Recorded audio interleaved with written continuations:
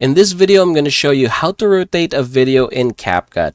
So this is actually very simple, and what we are going to do is basically open or click that particular clip that we want to rotate or make some adjustment, and then we are going to go ahead and scroll this one down here until we are seeing something related to transform, or this one right here. Now we can go ahead and click that one, and there are a couple of ways in order for us to get this done. First one is, before rotating, you can go ahead and mirror this one or flip this one. You can do that by clicking this one here in the center, just like so. And then if we want to go ahead and return it back, just go ahead and press it once again. Now, say for example, you want to rotate it to different angles. What you can do is basically head over down here to rotate.